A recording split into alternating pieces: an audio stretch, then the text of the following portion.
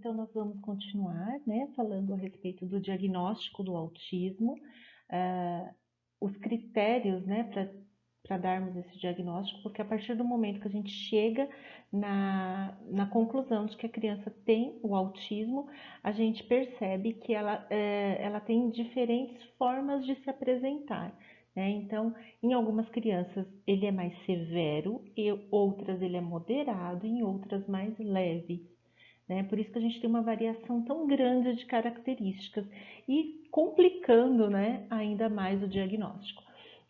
Então, nós temos o nível 3 de autismo, vocês vão ver grau 3, nível 3, isso vai depender, né, aí da escrita do médico, mas eles se referem ao grau, né, a quantidade de ênfase que é dado aos comprometimentos em cada dessas crianças. É possível que a criança ela chegue com um grau 3 e a partir das terapias, a partir das intervenções, ela melhore seu comportamento. Lembra?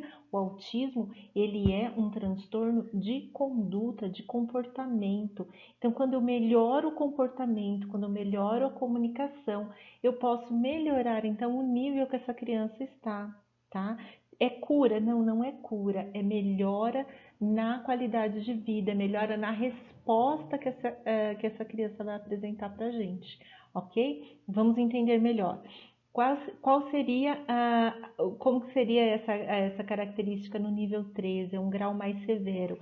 É aquela criança que apresenta um déficit muito grave nas habilidades de comunicação, quer seja verbal ou corporal. Então, ela precisa se comunicar, ela precisa dar sinais de agrado ou desagrado, de querer ou não querer, enfim, esses sinais, eles podem ser verbal ou podem ser com o corpo. E a criança no nível 3, ela vai ter um déficit muito grande nessa área. Ela tem um comprometimento grave na parte da comunicação. Então, a comunicação está com problemas sérios, muito sérios, no nível 3. A gente não entende o que essa criança quer, o que está doendo, o que está desagradando, né? Ela também apresenta nesse grau, né, muita dificuldade de interação social, porque não consegue se comunicar, né? Normalmente a gente percebe que a cognição apresenta algum déficit, ou pelo menos é assim que nós a tratamos, como um déficit cognitivo, que significa que ela tem prejuízos na hora na área da compreensão, ou seja, ela vai apresentar prejuízos na inteligência, né? Então a gente pode dizer que ela tem um déficit de inteligência aí, intelectual.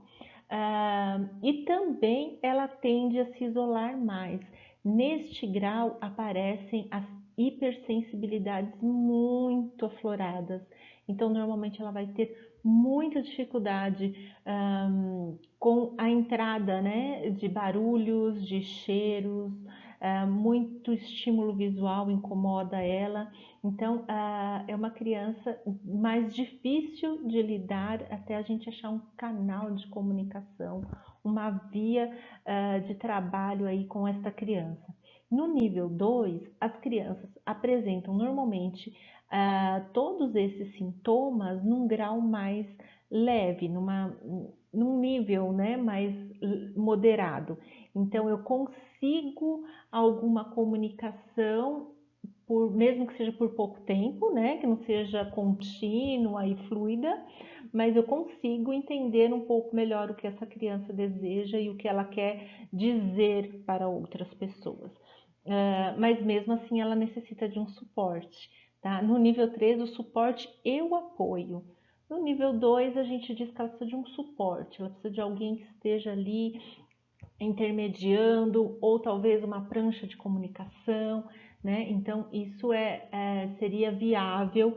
Então, qual seria a diferença disso numa sala de aula, por exemplo, né? No nível 3, eu digo que é um apoio mais constante. Eu preciso de um apoio que esteja comigo em sala de aula o tempo todo.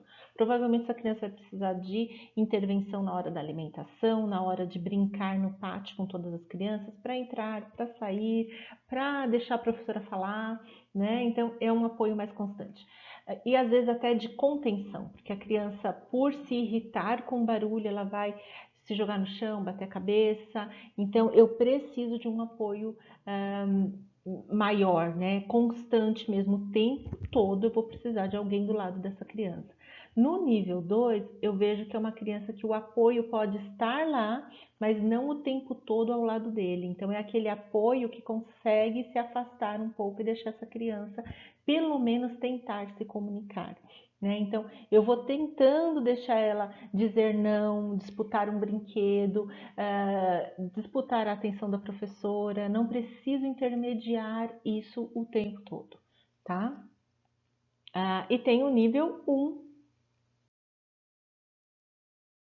que seria um nível mais leve de autismo, né? Necessita de pouco suporte, pouco apoio, e hoje nós temos tido muitos casos assim.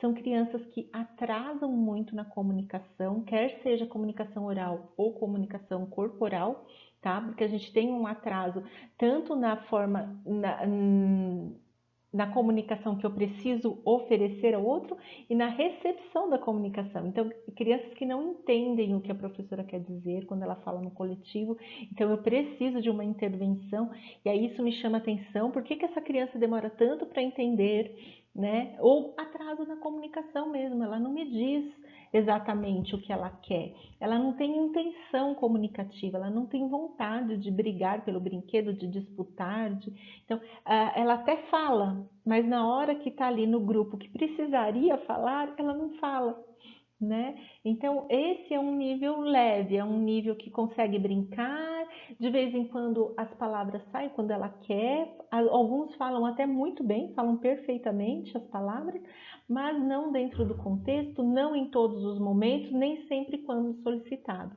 Né? Então, é uma situação que nós temos visto muito frequente, que antigamente não era diagnosticado, né? Ou muitos desses graus leves eram diagnosticados como Asperger, né?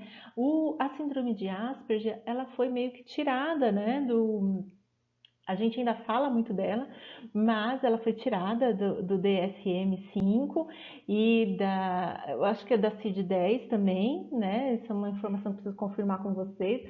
Mas a síndrome de Asperger, ela seria um nível mais leve de autismo, em que a criança compreende, às vezes tem um hiperfoco, gosta de um assunto muito importante, ela fica naquilo, ela fala muito daquele assunto, mas ela tem dificuldade de conversar com um colega sobre o que a professora propôs, ela tem dificuldade de se expressar com um outro professor, porque ele tem foco em um único professor, né? Então a gente vê isso muito acontecer.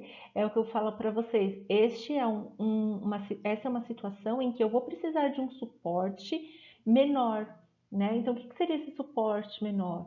Seria um apoio dentro da sala de aula em que eu não preciso ficar o tempo todo na sala de aula. Eu posso ajudar outras crianças, posso ajudar outra sala, eu posso entrar na sala de aula numa atividade específica, né? Então a professora avisa, olha, eu vou realizar uma atividade, eu preciso que você me ajude, porque eu não vou dar conta do fulano, porque ele vai querer falar, né? Ele não vai prestar atenção no que eu estou falando, ou ele vai precisar de apoio para realizar a atividade, para intervir na atividade pedagógica. Então, esse seria um suporte pedagógico mais leve, né? Então, nós temos essas situações em sala de aula, em que o suporte, ele sai um pouco de cena. Aliás, a gente sempre diz que o suporte em sala de aula, esse é o objetivo, é que eu tire ele de cena, que ele não seja necessário, para que a criança consiga maior autonomia, né? Esse é o nosso objetivo com as crianças, é que elas tenham autonomia de estar ali na sala de aula, resolver as situações, conversar com o professor e com os colegas, sem precisar do apoio, sem precisar de suporte, tá? Então, independente do que ela tenha. Então, se ela tem síndrome de Down, se ela tem TEA, se ela tem deficiência auditiva, se ela consegue se comunicar sem precisar do apoio, atingir meu objetivo. Esse é o objetivo, né, da educação especial, fazer com que essa criança consiga ter autonomia, porque aí vai acontecer o aprendizado, tá? Bom, então se você conhece alguma criança com essas características, você está diante de uma criança com autismo, com TEA, né? Então vamos rever as características dessas crianças. Lembrando que não é porque tem uma única característica que a gente fala que essa criança já tem autismo. Nós temos que tomar muito cuidado com os diagnósticos pedagógicos que nós damos em sala de aula. Na verdade, esse é um diagnóstico que só pode ser dado por médicos. Vai precisar do olhar do professor? Vai.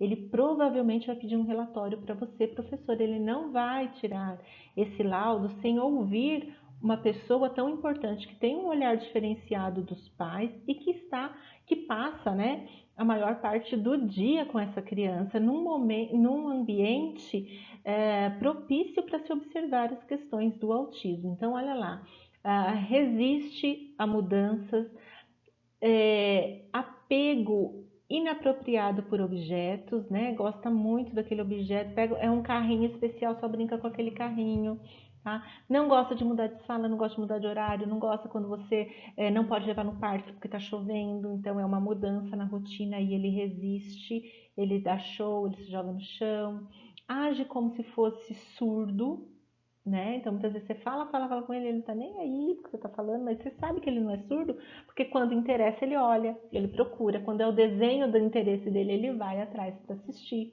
tá?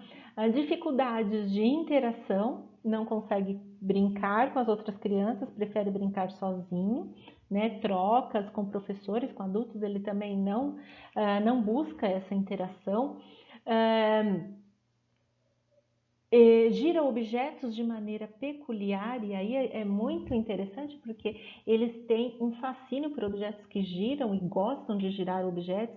Então tem meninos que a gente dá o carrinho e a primeira coisa que eles fazem é virar o carrinho de ponta cabeça e ficar girando a rodinha para ver a rodinha girar.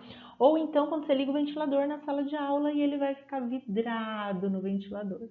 Né? Então você pode fazer o que você for para chamar atenção, mas ele vai ficar olhando para o ventilador. Né? Essas são características. Usa pessoas como ferramenta, então ele não vai até o objeto, ele pega a sua mão e leva a sua mão até lá. Isso a gente sabe que a criança na fase de desenvolvimento ela faz. Porém, quando ela aprende a andar, a falar, ela começa a te imitar. Então ela vê que você pega, ela vai imitar você pegando o objeto. Quando ela já está numa determinada idade, que idade? A partir dos 4 anos a criança não faz mais isso, ela já vai te imitar, ela não vai te usar para você pegar o copo, para você pegar o brinquedo. Ela vai sozinha e vai pegar esse brinquedo, né? Atitudes agressivas e destrutivas, muitos têm, a gente tem que entender o porquê, porque normalmente essas atitudes estão comunicando alguma coisa, algum desejo ou algum incômodo, né, na criança. Eles não gostam de manter contato visual, mas tem aqueles que mantêm, então cuidado, pode ser que você tenha uma criança que olha no seu olho, mas apresenta as outras características, tá? É importante, mas essa é uma das características, fugir do contato visual. Por quê? Porque é uma entrada sensorial. Lembra? O autismo vai ter dificuldades de organizar essas entradas sensoriais. A gente entra barulho, né? Imagem, cheiro, sabor e toque também, viu? A sensação para eles. Às vezes você vai dar uma massinha, um lápis, um papel, ou mesmo ele sente frio e calor, ele tem dificuldade para organizar essas sensações, que para nós é automático, a organização dessas sensações é automático aqui dentro. Para eles é onde entra a dificuldade maior, né? Alta hiperatividade, então alguns não conseguem manter o foco em uma coisa ou tem o hiperfoco num único assunto. Aí só fala de dinossauros, ou só gosta de carros, ou só fala de Barbie, não sei, né? Eu tinha uma menininha que adorava bola. Era menina, mas tudo tinha que ser bola. Então, se eu falasse de tudo que eu falasse, se eu colocasse uma bola no meio, ela ia olhar, porque ela gostava demais de bola, num nível 3 de autismo, tá? resistente ao aprendizado, não gosta de, você vai me ensinar alguma coisa nova. Por que que resiste? Porque o novo gera mudança, eu tenho dificuldade com a mudança, vai me tirar da zona de conforto, e o autista tem uma dificuldade muito grande de mudança, tá? Então, para eles, a aprendizagem é bem complicada. Tem risos e movimentos inapropriados, a gente fala das estereotipias, e não demonstra medo do perigo. Essa é uma parte perigosa. Ele pode se colocar em risco, né? E pode colocar outras crianças em risco. Às vezes não tem noção, né, do perigo, do que está causando, que pode estar causando. São todas características comportamentais que precisam de um olhar diferenciado, porque talvez a mãe e o pai não consigam perceber, porque às vezes o pai e a mãe olham para essas características e falam assim: não, é da personalidade, ele é diferente. Eu tinha um primo que era assim, eles falam. Ou então, é porque ele está um pouco atrasadinho, mas ele vai chegar lá, ele vai se desenvolver. E não consegue enxergar que isso possa ser um indício de que alguma coisa esteja errada com essa criança.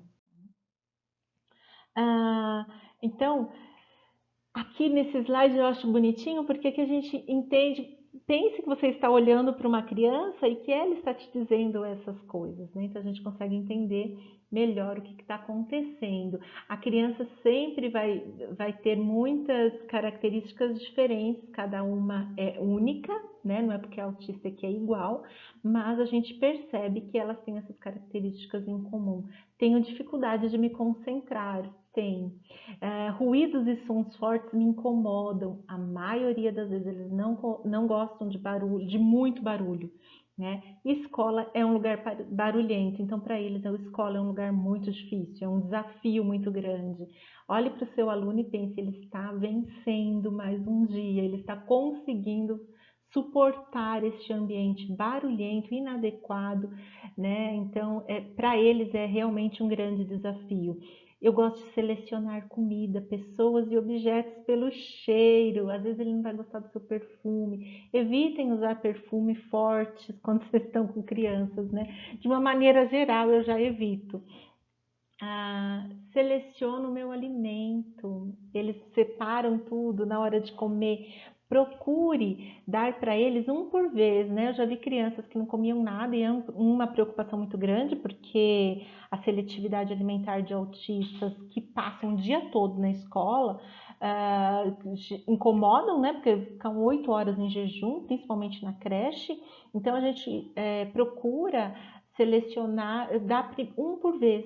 Então punha no prato na hora do almoço. Às vezes o leite vai bem, a bolacha vai bem, mas na hora da comida ele não gosta. Por quê? Normalmente a comida de creche é muito molhada, tudo misturado, né? Então a gente separa, dá um prato só com arroz. Muitos deles gostam da comida mais seca, outros gostam da comida só, come se for tudo molhado e misturado. Pergunte para a família é um bom apoio. Mas eu costumo dar separado primeiro para ver do que eles gostam quando a família não consegue nos ajudar, né? Então põe só a carne, põe só o arroz e vou vendo o que ele come, se ele come tudo separado, se o que ele come menos, o que ele rejeita, às vezes rejeita pelo cheiro, às vezes rejeita pela cor, tá? Não come comida vermelha de jeito nenhum, ou não come comida verde e por aí vai. E eles têm fases também, tem fases que come mais a comida de uma cor, mais comida molhada, mais comida seca, que são como nós, né? Tem hora que enjoa. Mas normalmente eles são sistemáticos para isso. Sou muito apegado com meus brinquedos, tenho dificuldade para me vestir sozinho, me sento com as pernas em W. Essa é uma característica, mas ela única não significa autismo, tá, gente? Sentar em W é quando a criança senta e põe os dois pezinhos para o lado, assim, né? Põe o joelho no chão e os dois pezinhos para o lado e a perninha forma um W. Muitas crianças fazem isso, não é por isso que ela é autista, tá? Mas os autistas têm a tendência a fazer isso frequentemente. A mamãe me calça, mas eu prefiro estar com os pés descalços. Adoro pôr o pé no chão. Não gosto de lavar ou cortar os cabelos, nem as unhas. Escovar dente também é difícil. A luz me incomoda. Às vezes eles fecham o olho, eles não gostam de olhar para você. Fico assustada quando ouço muitas pessoas falando ao mesmo tempo. Gosto de comer sempre as mesmas comidas. Acontece, só come maçã de fruta, só come arroz todo dia, né? Ou só macarrão. Arranco os botões das roupas. Pareço não sentir dor, mas sente. Cuidado, porque dói, tá? Parece que não, mas eu gosto de carinho. E eles sentem quando a gente gosta deles e quando a gente está com medo deles. Criança sente, ainda mais criança com autismo. Não controlo bem minhas funções motoras, então ele não vai jogar a bola para o lugar certo, ele não vai riscar adequadamente o lápis, tá? Ele vai ter dificuldade para fazer essas coisas. E gosto de andar na ponta dos pés e caio muito. Andar na ponta dos pés é um indicativo, eles gostam, né, de fazer isso até pela hipersensibilidade e a falta de equilíbrio também é frequente. Lembrando que não são todas as características que aparecem. Hoje em dia nós temos crianças que têm características mais sutis nesse sentido. Na parte social, eles têm muita dificuldade para fazer amigos, não participam de jogos interativos, onde eles têm que falar, onde tem que pôr a imaginação, né? É retraído, pode não responder ao contato visual e sorrisos, ou evitar o contato visual, pode tratar as pessoas como se fossem objetos, prefere ficar sozinho em vez de acompanhado, mostra falta de empatia, não entende que o outro sente dor, que o outro também quer falar, que é a vez do outro na fila, não consegue entender isso, tá? E para interagir efetivamente com as pessoas, são necessárias habilidades sociais que englobam a capacidade de dividir espaço com outros de maneira adequada, adaptar-se em diferentes contextos. E isso é muito difícil para o autismo. Então, o social pega muito, por isso que a escola é importante, né? Por que eu vou tirar como que eu vou trabalhar a parte social se eu tirar eles da escola? Né? Eu vou tirar a oportunidade dele de enfrentar as maiores dificuldades dele, tá? Então isso é isso que a gente defende quando a gente defende a educação escolar dessas crianças. Ele está num ambiente propício para se trabalhar onde ele tem as dificuldades. Que outro lugar que eu vou trabalhar isso? Só pode ser na escola. Né? A comunicação dessas crianças não consegue iniciar ou manter uma conversa social, comunica-se com gestos ou palavras, às vezes palavras soltas, tá? Ou às vezes palavras repetitivas, eles às vezes decoram um comercial, uma música e ficam repetindo aquilo, desenvolvem a linguagem lentamente ou não chega a desenvolvê-la, aliás é um indicativo, né? Não fala, a gente manda para o médico, tá? Não ajusta a visão para olhar para os objetos e outras pessoas quando estão olhando. Isso atrapalha muito na aprendizagem, porque eu preciso que a criança olhe para o que está na mão dela, para ela poder explorar o objeto e dar um sentido e um significado para aquilo. Entendem como é difícil? Se ela não olha para o que está na mão, como que ela vai escrever? Como que ela vai aprender as letras, né? Os sinônimos, enfim. Gente, para todas essas características, apresentam ecolalia, pouca curiosidade, tem alguns vídeos, filmezinhos curtos que dão exemplos. Eu vou especificamente passar um para vocês pelo WhatsApp, depois a gente vai comentar sobre isso na live. Um que mostra um garoto entrando numa lanchonete e qual é a sensação de um autista. Ele é autista, então você vai tendo aquela sensação, né, dos barulhos, do ruído, de gente falando. Eu passo para vocês e a gente comenta sobre isso na live, tá? Bom, o comportamento dele, né, as estereotipias, às vezes um pouco mais agitado, às vezes parecendo que não escuta, enfim, é o que nós falamos. Todas essas características elas podem aparecer em uma criança só, ou podem aparecer só algumas em algumas crianças. Então, as outras é tranquilo, você lida bem com elas, tá? Ações repetitivas, lembrando sempre dos níveis, em alguns mais graves, outros mais e pode vir com comorbidades. O que seriam as comorbidades? É quando o autismo vem associado a uma outra deficiência, a um outro problema, a um outro transtorno. É muito comum, como eu falei para vocês, chega a 70% graus de transtornos de deficiência intelectual nos autistas, tá? Então, nós temos muitos autistas com deficiência intelectual. Abre parênteses para algumas exceções. Como eu disse para vocês, a gente está aprendendo muito sobre autismo, né? Então, eu vou passar também um videozinho do iCarly, né? Que eu falo sempre em sala. Uma criança canadense, é um vídeo canadense, em que a menina é considerada deficiente intelectual severa, profunda, até os 11 anos de idade, e quando eles descobrem que o grau de autismo dela, o nível de autismo era muito alto, que a comunicação era totalmente travada, mas ela sabia ler e escrever, ela tinha uma inteligência normal, ela compreendia todo mundo à sua volta, e só aos 11 anos é que ela consegue sair, é que ela consegue achar um, um escape mesmo, né? Então ela fala do escape. Quando a voz dela consegue sair, ela consegue entender o mundo ao seu redor, tudo melhora, né? Mas então, estou falando da Carly por quê? Porque a gente entende que aquela criança tem uma deficiência intelectual e às vezes ela não tem, é o autismo que está muito grave e a gente não consegue melhorar, né? E conseguir compreender melhor essa criança.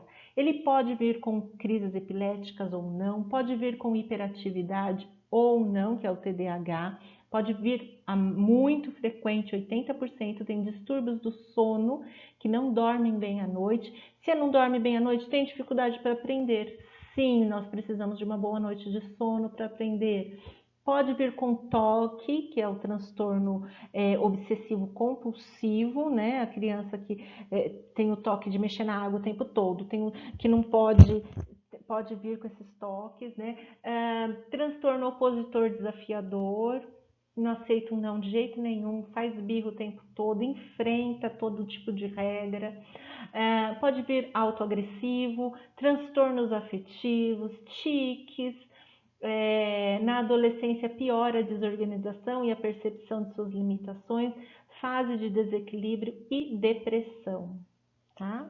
Pode acontecer todas essas comorbidades. Em tempos melhora, em tempos piora. Por isso que é importante a gente ter o acompanhamento do psiquiatra, porque todos esses transtornos aí o psiquiatra ajuda muito, tá? E os tratamentos, o que a gente faz? Quais são os tratamentos importantes? Lembrando que nós, enquanto educadores, vamos lidar com a parte educacional, tá? Então, existem vários métodos de trabalho hoje. Um que está sendo muito divulgado e comum é o ABA, que é aplicado com psicólogos e fono, mas nós podemos ajudar em sala de aula na medida que aproximamos a nossa parceria com os terapeutas, tá? Então, nós temos os tratamentos comportamentais, que são ABA, PETs, né, comunicação verbal, que estão diretamente relacionados a trabalhar o comportamento dessa criança, tem tido bons resultados. O ABA ele tem uma reformulação hoje em dia, ele é visto de uma forma diferente, tem uma aplicação e tem tido resultados muito bons, por isso que está nessa onda aí, tá meio que moda, todo autista já vai para a ABA para conseguir falar. O TET e suportes visuais, ele está muito estruturado com a relação de ensino, tá? E é muito importante, é legal, mas também quem ajuda é a fono, ajuda muito. Quando elas usam isso, elas vão ensinando a gente a trabalhar junto com elas. Não é um método que o professor vai aplicar logo de cara, tá? Os métodos desenvolvimentistas, que o Full Time, o RDI, esses métodos, eles não são muito conhecidos no Brasil, pouco aplicado, tá? Mas são bem interessantes, vocês podem estudar mais a respeito disso. Métodos de intervenção precoce e terapias clínicas, que é o que a gente mais tem aqui no Brasil. É a questão de fonoaudiologia, o TO, a integração sensorial, musicoterapia e ecoterapia. TO é terapia ocupacional, tá? Então, esses são os métodos usados hoje em dia no mundo. No Brasil, a gente tem muito o comportamental e as terapias clínicas. Os outros é mais raro encontrar. Existe, mas é raro, ok?